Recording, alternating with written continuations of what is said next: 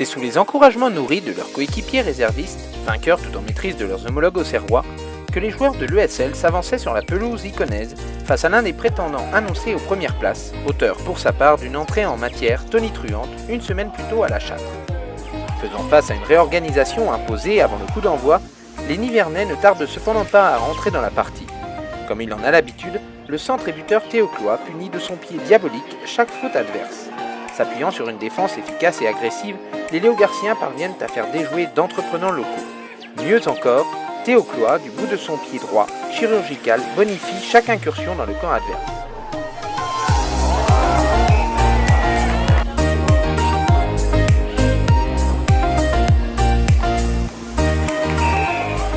Ce dernier ne tarde cependant pas à se faire imiter par son homologue auxerrois qui règle la mise.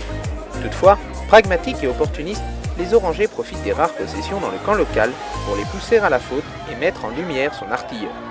Bien leur en prend puisque réduits à 14, les Léogarciens subissent en fin de mi-temps, où seul un grattage salvateur de Simon Chabin sur sa ligne leur permet de virer en tête au citron avec 6 longueurs d'avance.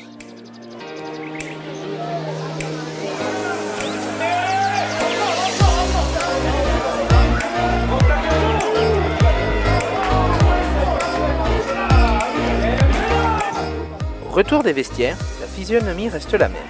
Armés de sang-froid et de patience, les Orangers profitent de chacune de leurs venues pour provoquer la faute de leur adversaire et mettre son buteur à l'œuvre. Ce dernier ne se fait pas prier et, outre le fait de creuser l'écart au tableau d'affichage, fait sortir les avants iconais de leur match où leur indiscipline aurait pu leur coûter bien plus cher. Sous l'impulsion de leur insaisissable demi-mêlée Samuel Perrault, les Orangers tentent sans se montrer réellement dangereux, si ce n'est par leur défense intraitable qui permet à Cloy de s'illustrer une dernière fois de l'après-midi.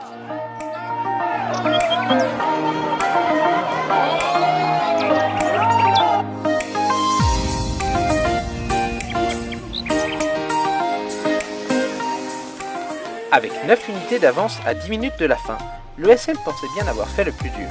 C'était sans compter sur les faits de jeu et la pugnacité locale qui les réduirent bientôt à 14 suite à un carton rouge et les acculèrent dans leurs 22 mètres. Après une pénalité locale, les Nivernais encaissèrent un essai sur l'ultime action du match. Cadenassée de bout en bout, cette rencontre trouva son dénouement dans l'échec de la transformation du buteur auxerrois. Un point d'écart au final qui fait toute la différence entre le bonheur des Orangers et le regret des Auxerrois. Reste maintenant aux 15 Nivernais de soigner la réception de Châteauroux dimanche au centre Fresno pour définitivement faire de ce premier bloc une réussite.